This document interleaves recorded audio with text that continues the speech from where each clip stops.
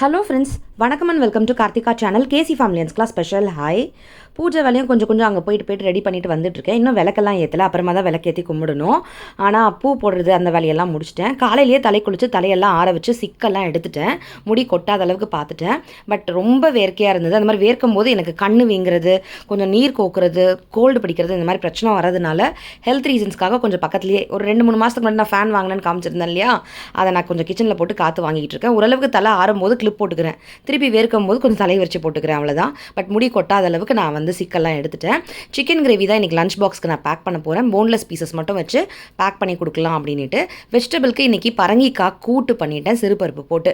இட்லி அந்த பக்கம் வெந்துட்டுருக்கு. சிக்கனுக்கு ஒரு குக்கரில் எண்ணெய் விட்டு ஹோல் கரம் மசாலா போட்டு தாளிச்சிட்டு தாராளமாக சின்ன வெங்காயமும் பெரிய வெங்காயமும் கலந்து சேர்த்து நல்லா வதக்கிட்டு இஞ்சி பூண்டு பேஸ்ட்டும் சிகப்பு மிளகாய் தூள் போட்டு எண்ணெயிலேயே வதக்கும் போது கலர் கிடைக்கும். ஸோ அது நல்லா வதங்கி எண்ணெய் பிரிஞ்சு வந்ததுக்கப்புறம் உப்பு, மஞ்சள் தூள், தனியாத்தூள், குழம்பு மிளகாய் தூள், அப்புறம் கொஞ்சோண்டு சோம்புத்தூள், இது எல்லாமே நமக்கு தேவையான அளவு காரத்துக்கு தகுந்த மாதிரி சேர்த்து நல்லா சுருள வதக்கி சிக்கனையும் கொஞ்சம் சேர்த்துட்டு ஒரு 2 டேபிள் ஸ்பூன் தயிரும் சேர்த்து நல்லா அங்கே வதக்கிக்கிட்டு இருக்கேன். இங்கே ஷர்வின் அதுக்குள்ளே குளிச்சு ரெடியாக வந்ததுனால சரி பிரேக்ஃபாஸ்ட் கொடுத்துருவோம், டேபிளில் அவர் சாப்பிட்டுட்டு இருக்கட்டும் அப்படின்னு சொல்லிட்டு நான் சாப்பிட கொடுத்துட்டு வந்துட்டேன்.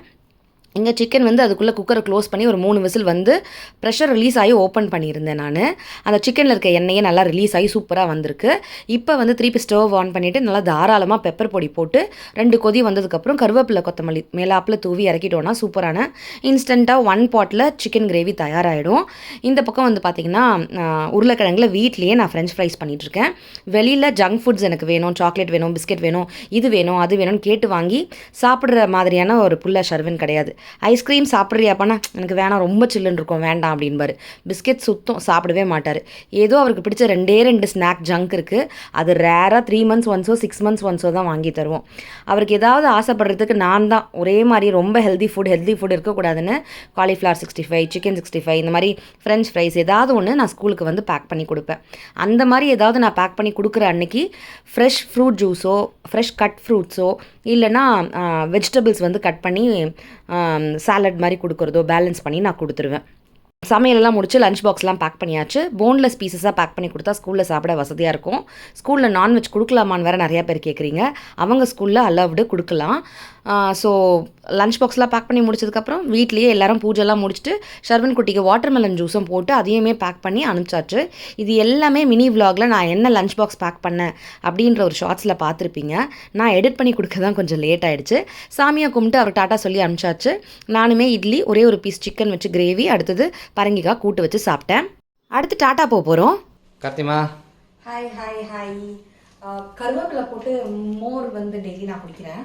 ஸோ கருவேப்பிலை மோர் எடுத்துக்கிட்டாச்சு. அடுத்தது தண்ணி எடுத்துக்கிட்டாச்சு. பேக்லாம் மாட்டிருக்கேன், ஃபுட்வேர்லாம் போட்டிருக்கேன். அப்பவே நீங்கள் கண்டுபிடிச்சிருப்பீங்க. வெளில கிளம்புறோம். எதுக்காக பார்த்தீங்கன்னா கையில் பேப்பரோட போகிறேன். கெஸ் பண்ணீங்களா? அதை ஆய்வு பண்ண போறீங்களா? லிஸ்ட் என்ன லிஸ்ட்? இது அக்கோட ஹேண்ட் ரைட்டிங். வீட்டுக்கு இவ்வளோ பெரிய பேப்பர் இருக்கு, ஆனால் இவ்வளோதான் லிஸ்ட். ஒரு பக்கம் தான். ஆமா, இவ்வளோதான். இல்ல டாய்லெட்ரீஸ் மட்டும் எழுதல.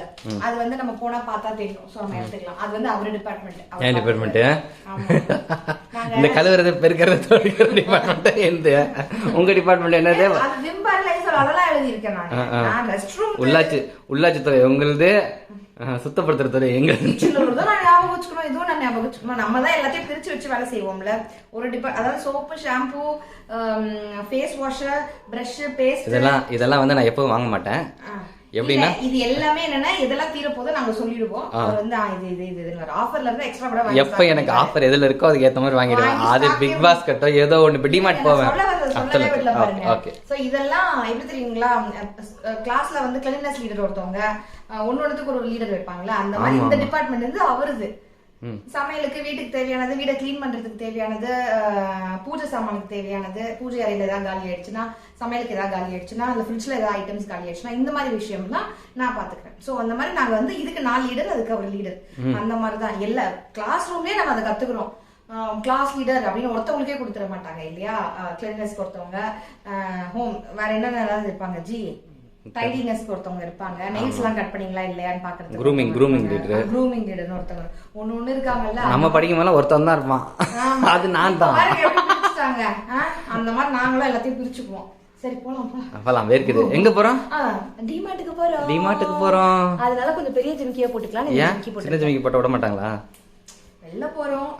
இருக்கிறத எடுத்து போட்டுப்போம். நம்ம வீட்ல இப்ப நான் காலையில இருந்து சுத்தினால வீட்லயே இருக்கிற மாதிரி ஒரு ஃபீல். இதெல்லாம் மாட்டிட்டு போனா ஒரு வெளில போற மாதிரி நான் போயிட்டு வரேன் அப்படின்னு கிளம்புற மாதிரி ஒரு ஃபீல். அதனால இந்த படம் இருக்கு முந்தானே முடிச்சல அக்கா சினிமாக்கு போயிட்டு வரேன். அது ஏன் தெரியல, அந்த சீன்ஸ் எனக்கு ரெக்கமெண்டேஷன்ல வந்து அது ஒரு ரீல் பார்த்தனா, ஒரு ரீல்ல ஷார்ட்ஸ் பார்த்தனா டிவில. இப்ப ரீசெண்டா அவர் இறந்துட்டதுனால அந்த ரீல் எனக்கு வந்த ஷார்ட்ஸ் வந்துச்சு. அது அந்த அந்த முந்தானை முடிச்சோட சீன் ஒண்ணு பார்த்ததுக்கு அப்புறம் அதுவும் இன்னொரு படம் இருக்கே, அது என்னது சின்ன வீடு. இந்த 2 படத்துடைய சீன் மாத்தி மாத்தி எனக்கு ஷார்ட்ஸா வந்துகிட்டே இருக்கு. அதை நான் பாத்துக்கிட்டு இருந்தேன். அது அவரும் காதுல வாங்கியிருப்பாரு போல, அதான் அவரும் அதை சொல்றாரு. சரி போலாம், கிளம்பலாமா? வாங்க போலாம். பையெல்லாம் எடுத்துக்கணும். தனியா காசுன்னு கேட்பாங்க, நம்ம எடுத்துட்டு போயிடலாம். எடுத்துடலாம், வாங்க போலாம். டிமார்ட் vlog இன்னும் ஏங்கா போடலன்னு அந்த டிமார்ட் ஷார்ட்ஸ் வீடியோ பார்த்ததில் நிறைய பேர் கேட்டிருந்தீங்க. அதுக்கப்புறம் போடுற ஷார்ட்ஸ்லலாம் கூட டிமார்ட் vlogக்காக வெயிட்டிங்னு சொல்லியிருந்தீங்க. எந்த டிமார்ட் போயிருந்தீங்கன்னு நிறைய பேர் கேட்டிருந்தீங்க. அவ்வளோ பேருக்கு டிமார்ட் vlog பிடிச்சிருக்கு போல இருக்குது. ஸோ எனக்கு மட்டும் இல்லை, நிறைய பேர் இந்த கடைக்கு போகிறாங்க, இந்த வீடியோஸ் பார்க்கவும் விரும்புகிறாங்க. ஆனால் எனக்கு கமெண்ட்ஸில் 1-2 பேர் எதுக்கு நீங்கள் டிமார்ட் மாதிரியான கடையெல்லாம் ப்ரமோட் பண்ணுறீங்க, சாதாரண பக்கத்தில் இருக்க கடையில் போய் வாங்கலாம்ல அப்படின்னு கேட்டிருந்தாங்க. டிமார்ட்டுக்கு போகிறது ஆசைப்பட்டு அவங்கள ப்ரமோட் பண்ணோன்றதுக்காகலாம் கிடையாது. நான் காசு கொடுத்து மளிகை சாமான் வாங்க போகிறேன். என்னுடைய மளிகை சாமாக்கு எனக்கு ஆஃபரில் எங்கே பெஸ்ட்டாக கிடைக்குது, நான் எங்கே வாங்கினா மந்த்லி பட்ஜெட் எனக்கு குறைவாக இருக்கும் அப்படின்னு நான் பார்க்குறேன். எனக்கு ஓவராலாக பட்ஜெட் பிளான் பண்ணி நான் வாங்கும்பொழுது டிமார்ட்டில் வாங்கும்பொழுதோ இல்லை ஸ்பாரில் வாங்கும்பொழுதோ கொஞ்சம் காசு கம்மியாக இருக்குது. இன்ஃபேக்ட் நான் போன மாதம் பார்த்திங்கன்னா ஆன்லைன்லேயே ட்ரை பண்ணுவோம், பிக் பாஸ்கெட்டில் பிளிங்கெட்லன்னு நான் ட்ரை பண்ணியிருந்தேன். அது கொஞ்சம் சொதப்பவும் செஞ்சது, அந்த வீடியோவும் போட்டிருந்தேன். ஒரு மாதம் ஒரு மாதிரி ட்ரை பண்ணுறது தான். எது பெஸ்ட்டாக இருக்கோ நம்ம ட்ரை பார்த்து எது நமக்கு தோதுவாக இருக்கோ, வசதியாக இருக்கோ, பட்ஜெட்டுக்கு எது ஒத்து வருதோ அதுக்கு தானே நம்ம அதுக்கேற்ற மாதிரி தானே நம்ம பிளான் பண்ணுவோம். ஒரு ஃபேமிலி மாதிரியே இன்னொரு ஃபேமிலி கிடையாது. ஏன் கூட பிறந்தவங்களே பிறந்து வளரும் போது ஒரு மாதிரி தான் வளரும், கல்யாணம் ஆனதுக்கப்புறம் ஒருத்தர் வாழ்க்கை வேறு மாதிரி ஆகிடுது. ஸோ ஒருத்தருடைய லைஃப் ஸ்டைலுக்கு ஏற்ற மாதிரி தான் நம்ம செய்ய முடியும். இது லைஃப் ஸ்டைல் நான் பகிட்டாக சொல்கிறேன்னு நினைக்காதீங்க. இங்கே வாங்கும் பொழுது எனக்கு என் ஹஸ்பண்டோட சேர்ந்து ஒன்றா ஷாப்பிங் பண்ணும்போது நாங்கள் 2 பேர் ஒரு மீ டைம் ஸ்பெண்ட் பண்ணுற மாதிரி இருக்குது. இப்போ நாங்கள் பட்ஜெட் பிளானிங்கில் இருக்கிறனால அடிக்கடி வெளில போகிறதெல்லாம் கட் பண்ணிட்டோம். மளிகை சாமான்றது மாதம் வாங்கக்கூடிய ஒரு முக்கியமான ஒரு தேவையான ஒரு விஷயம்தான். அதை இந்த மாதிரி நாங்கள் கடைக்கு போய் வாங்கும்பொழுது அந்த ட்ராலியை தள்ளிக்கிட்டே லிஸ்ட் எழுதிக்கிட்டே இதை எடுத்தாச்சா ஜீமா, இதை எடுத்துக்கலாமா கார்த்திமா, இல்லைப்பா இது வேணாம்ப்பா, இது ஹெல்தி இல்லைப்பா இதை செய்யலாம்ப்பா அப்படின்னு சொல்லி பேசிக்கிட்டே வாங்குறது இருக்குது பாருங்கள், அது ரொம்ப ஹாப்பியாக இருக்குது. அக்காவும் சம்டைம்ஸ் கூட வருவாங்க. போன வாட்டிக்கு முந்தின வாட்டி அக்கா வீட்டுக்கு நம்ம வீட்டுக்கு சேர்ந்து ஒன்றா வாங்கியிருந்தோம், அதுவுமே ரொம்ப நல்லா இருந்தது. அது பேசிக்கிட்டே ஒரு ஃபேமிலியை ரன் பண்ணுறோம், ஃபேமிலிக்கு தேவையானதை பார்த்து ஃபேமிலியாக ஒன்றா போய் வாங்குறோன்னும் போது அது ஒரு சந்தோஷம். வெளியில் அவுட்டிங்க்குன்னு ஹஸ்பண்டோட போகிறதுக்குன்னு தனியாக செலவு பண்ணாமல் ஒரே கல்லில் 2 மாங்கான்னு சொல்லுவாங்கள்ல, வீட்டுக்கு தேவையான மளிகை சாமான் வாங்கின மாதிரியும் ஆச்சு, அவரோட டைம் ஸ்பெண்ட் பண்ணி வெளில வந்த மாதிரியும் ஆச்சு. ஸோ ஒரே கல்லில் 2 மாங்காய், பட்ஜெட்லேயே எல்லாமே முடிஞ்சிடுது. அதுதாங்க ரீசன். இவங்கள தான் சப்போர்ட் பண்ணோம், அவங்கள தான் சப்போர்ட் பண்ணோன்னு கிடையாது. இன்னொன்று நாங்கள் மாம்பாக்கம் ஏரியாவில் இருக்கோம். மேடவாக்கத்தில் கொஞ்சம் கம்மியாக எல்லாமே கிடைக்கும், கேளம்பாக்கமோ இல்லை தாம்பரமோ போனால் எல்லாமே கம்மியாக கிடைக்கும். பட் மாம்பாக்கத்தில் ரொம்ப கம்மியாலாம் கிடச்சிடாது. அப்படி கிடச்சாலும் ரொம்ப ஃப்ரெஷ்ஷாக இருக்குமான்னு எனக்கு தெரியலை.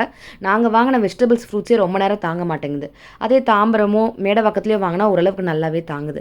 ஸோ ஏரியா பொறுத்தும் இருக்குது. நம்ம ஏரியாவில் எது கிடைக்குது, அங்கே எல்லா வசதிகளும் இருக்கா, அங்கே ஃப்ரெஷ்ஷாக கிடைக்குதா, அங்கே ஹோல்சேல் மார்க்கெட் இருக்கா, ஹோல்சேலில் கம்மியாக கிடைக்குதா அப்படின்ற மாதிரி சில விஷயங்கள்லாம் இருக்குது இல்லையா. நமக்கு இதுதான் வசதியாக இருக்குது, அதனால நாங்கள் இங்கே வாங்குகிறோம். இதுதாங்க ரீசன்ஸ், வேறு எந்த ரீசன்ஸும் கிடையாதுங்க. முக்கியமாக என்னுடைய மளிகை சாமான் லிஸ்ட்டில் இருக்கிறத மட்டும்தான் வாங்கியிருந்தேன். இந்த வாட்டி கொஞ்சம் ஃபஸ்ட்டுதுன்னு 2-3 ஸ்நாக்ஸ் மட்டும் எக்ஸ்ட்ரா வாங்கியிருந்தேன். இந்த ஆரஞ்சு கலரில் தோரம்பருப்பு மாதிரியே மைசூர் தால்னு ஒன்று இருக்கும் ஆரஞ்சு கலரில். அந்த தால் அடிக்கடி நான் சாம்பாரில் மிக்ஸ் பண்ணி போடுறேன். அடை அரைக்கும் போது, தோசை மாவு அரைக்கும் போது நான் செய்கிறேன். அது ரொம்ப நல்லாயிருக்கும். அந்த ரெசிபிலாம் உங்களுக்கு காட்டுறேன். அண்ட் நிறைய நான்வெஜ் சாப்பிட மாட்டீங்க, ப்ரோட்டீன் நிறையா எடுத்துக்கணும் அப்படின்றவங்க ராஜ்மாவும் சோயா இருக்கும், அது 2மே ரெகுலராக எடுத்துக்கலாம். பன்னீரும் எடுத்துக்கலாம். பன்னீர் ரொம்ப காஸ்ட்லின்றதுனால ராஜ்மாவும் சோயாவும் நீங்கள் எடுத்துக்கலாம். நான் சுண்டல், கருப்பு கொண்டக்கடலை, வெள்ளை கொண்டக்கடலை, சோயா, ராஜ்மா, அப்புறம் வெள்ளை காராமணி, கருப்பு காராமணி, இந்த மாதிரி ஏதாவது ஒரு சுண்டல் டெய்லி நாங்கள் எடுத்துக்கிறோம். அது இல்லாத அன்னைக்கு எக்கோ இல்லை பன்னீரோ இல்லை சிக்கனோ நாங்கள் எடுத்துக்கிறோம். ஏன்னா எனக்கு பயங்கரமாக ப்ரோட்டீனே இல்லை. ஒரு 30 நாள் 40 நாள் சாப்பிடாமல் கிடந்தாங்கன்னா அவங்க உடம்புல எவ்வளோ ப்ரோட்டீன் கம்மியாக இருக்கும், அந்த மாதிரி சுத்தமாக இல்லைன்னிட்டாங்க. ஜிக்குமே ப்ரோட்டீன் ரொம்ப கம்மியாக இருக்குன்னாங்க. ஸோ டெய்லி ப்ரோட்டீன் வந்து தாராளமாக எடுத்துக்கோங்க அப்படின்னு சொல்லியிருக்காங்க. ஸோ அதனால எனக்கு என்ன டயட்ஸ் கொடுத்துருக்காங்க, ஜிக்கு என்ன டயட்ஸ் கொடுத்துருக்காங்களோ அதன்படி நான் ஃபுட் வந்து பிளான் பண்ணி அந்த மாதிரி தான் நான் வந்து லிஸ்ட் எழுதி தான் மளிகை சாமான் வாங்கிட்டு இருக்கேன். எப்போ டிமார்ட்டுக்கு வந்தாலும் இந்த விண்டோ ஷாப்பிங் பண்ணும்போது மனசுக்கு ஒரு ரிலாக்ஸிங்காக இருக்கும். நிறைய ஷாப்பிங் பண்ணி நிறைய செலவு பண்ணிட்டு இருந்த பொண்ணு இப்போ வெளியிலேயே போகிறதில்ல, பட்ஜெட் பிளானிங்கில் இருக்கும். அட்லீஸ்ட் இந்த மாதிரி அவரோட கடைக்கு வந்துட்டு எல்லாத்தையும் பார்ப்பேன். 2-3 கேட்பேன், நோ சொல்லுவார். 3ஆவதாக கேட்கும்போது சரி வாங்கிக்கன்னு. ஐயோ நீங்கள் வாங்கிக்கங்கன்றீங்க, நான் இப்போ வாங்க மாட்டேன், நம்ம பட்ஜெட்டில் இருக்கோம் அப்படின்னு சொல்லி நாங்கள் பிளான் பண்ணிக்கிறோம். நான் வாங்குறேன்னும் போது அவர் வேணான்னு சொல்கிறதும், அவர் வாங்குன்னும் போது நான் வேணான்னு சொல்கிறதும், இப்படி ஒருத்தருக்கு ஒருத்தர் நாங்கள் வந்து பண்ணிக்கிறோம். பட் வாங்கலாமான்னு பேசுகிறோம்ல, இதில் இப்படி சமைக்கலாம், இந்த குக்கரில் நான் இப்படி செய்வேன், இந்த ரெசிபியெல்லாம் இந்த பாத்திரத்தில் செய்வேன் அப்படின்னு பேசிக்கிட்டே செய்யும்போது அதை வாங்குறது இல்லை நாங்கள் 2 பேரும். ஆனால் அந்த மாதிரி பார்த்துட்டு வரதே ஒரு மாதிரி ரிலாக்ஸிங்காக இருக்குது. ஆனால் நமக்கு தெரியணும் எது வீட்டுக்கு தேவை, எது வீட்டுக்கு தேவை இல்லைன்னு. இந்த மாதிரி போகிறது ரிலாக்ஸிங்காக இருக்குது. ஆனால் அது வாங்கியே ஆகணும்னு அவசியம் இல்லை. ஸோ தேவையில்லாத எதையுமே நாங்கள் வாங்கலை, பார்த்துட்டு அப்படியே வச்சுட்டு வந்துட்டோம். ஒரு கிண்ணம் மட்டும் ரொம்ப அவசரமாக தேவை இருந்தது. ஏன்னா கிண்ணங்கள் எல்லாமே சொந்த வீட்டுக்கு போயிடுச்சு.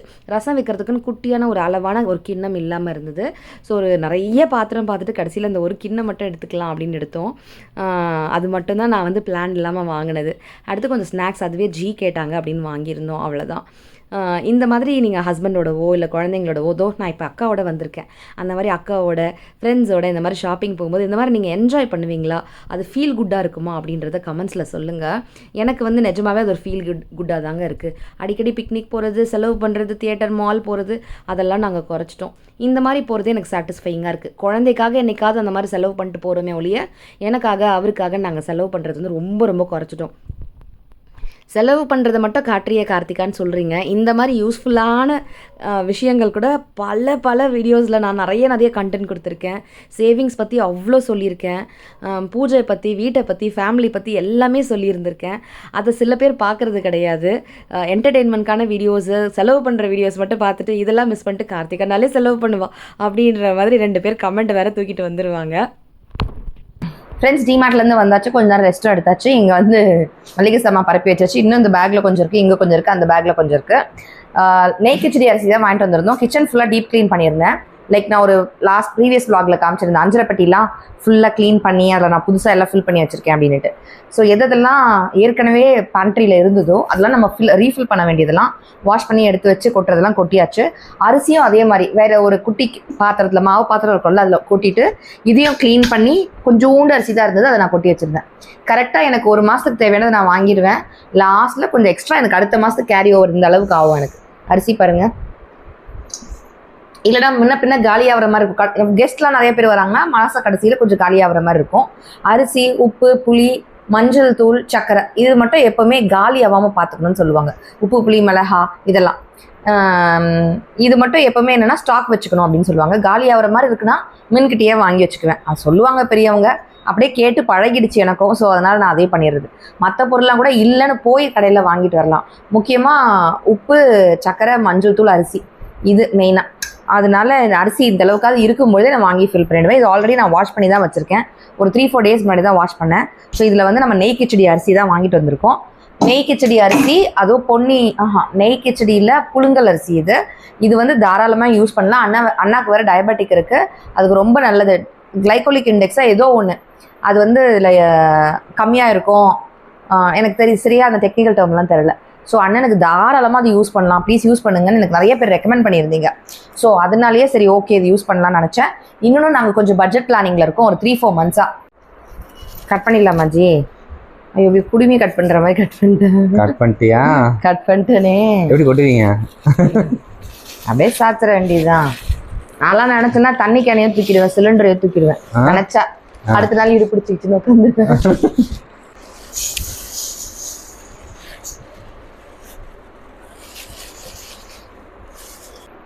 இதுவே நமக்கு போதும்னு நினைக்கிறேன். இது கொஞ்சம் நான் எக்ஸ்ட்ரா தான் வாங்கியிருக்கேன். ஏன்னா இது நல்ல பழைய அரிசியாக இருந்தது. மஞ்சள் கலரில் இருக்குது பாருங்கள், வெள்ளையாக இருந்ததுன்னா அது புது அரிசி. புது அரிசியை விட கொஞ்சம் பழைய அரிசி வாங்குறது எப்பவுமே நல்லதுன்னு சொல்லுவாங்க. ஸோ அதனால அது வாங்கிட்டேன். கொஞ்சம் எக்ஸ்ட்ராவாக வாங்குவோம் அப்படின்னு சொல்லி இது வாங்கியாச்சு. பத்துமாஜி? கண்டிப்பாக பத்தாது. சரி, ஏதோ கான்ஃபிடென்ட் கண்டிப்பாக பத்தும்னு சொல்ல போகிறேன்னு நினச்சேன் நான். எப்பரா கண்டிப்பாக பத்தாதுங்கிற. பாதி கொட்டிடலாம்டா. பாதி கொட்டிட்டு இன்னொன்று ஒன்று சின்னதில் கொட்டிக்கலாமா? சின்னதில் கொட்டி வச்சிடலாம். இன்னொரு பாத்திரம் ரொம்ப ஏன் வழியே கொட்டிக்கிட்டு. இப்போ இதில் கொட்டிக்க வேணாம். வேணாம். இன்னொன்று ஒன்றுத்தில் கொட்டிக்கலாம், பார்த்துட்டு கொட்டிக்கலாம். அரிசி கொட்டுற சத்தமே நல்லா இருக்குது. நம்ம ஆழாக்கு உள்ளே போட்டு வைப்போம். இது கொஞ்சம் இந்த அளவுக்கு ஸ்பேஸ் இருக்கட்டும், அதுக்கு தான். இது காலியானோன்னு அதை பார்த்துக்கலாம். இது காலியானோன்னு இதை எடுத்துக்கலாம். ஓகேவா? ஓகே ஃப்ரெண்ட்ஸ், அரிசி கொட்டினது மட்டும் பார்த்தீங்க இல்லையா? இதுக்கப்புறம் இது எல்லாத்தையும் நான் உங்களுக்கு காட்ட போகிறேன். இதில் வந்து பார்த்தீங்கன்னா நிறைய முக்கியமான சில டிப்ஸ் இருக்குது. நான் அவங்க கூட பர்சனலாக விமன் டு உமன் பேசணும்னு நினச்ச சில விஷயங்களும் நான் அதில் ஷேர் பண்ண போகிறேன். அதை வந்து நெக்ஸ்ட் வீடியோவில் நான் உங்களுக்கு சொல்ல போகிறேன். நீங்கள் அதில் பாருங்கள். நிறைய டிப்ஸ் கொடுத்துருக்கேன். காசு முக்கியமாக என்னுடைய அம்மா கிட்டேருந்து நான் கற்றுக்கிட்டது, இந்த மாதிரி வீட்டுக்கு வாங்குற பொருளில் சிறுவாட்டு காசுன்னு நிறையா சேர்த்து வைப்பாங்க. அதோட மீனிங் கரெக்டான வேர்ட் ப்ரொனன்சியேஷன்லாம் எனக்கு தெரியல. எனக்கு தெரிஞ்ச அம்மா அப்படி தான் சொல்லுவாங்க. ஸோ எவ்வளோக்கு எவ்வளோ இதில் பட்ஜெட்டில் வந்து பிளான் பண்ணலாம், ஹெல்த்தியாக சாப்பிட்லான்றதெல்லாம் நான் அவங்ககிட்ட கேட்டு கற்றுக்கிட்டேன்.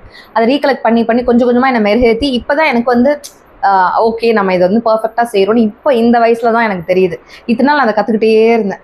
ஸோ இதை வந்து நான் உங்களுக்கு அடுத்த வீடியோவில் ஷேர் பண்ணுறேன். நிறைய டிப்ஸ் இருக்குது. அண்ட் நான் என்னென்னலாம் வாங்கினேன்றதை வச்சு நீங்களும் இதுலேருந்து என்ன பட்ஜெட் பிளான் பண்ணலாம், என்ன மாதிரி மீல் ப்ரிப் பண்ணலாம் அப்படின்றதுலாம் உங்களுக்கு ஐடியாஸ் கிடைக்கும். நிறைய விஷயங்கள் நான் ஷேர் பண்ணுறேன். அதை அடுத்த வீடியோவில். இவ்வளோ இந்த வீடியோ பார்த்துட்டு நன்றிகள். தேங்க்யூ ஸோ மச் ஃபார் வாட்சிங் friends. Take care. Tata. By.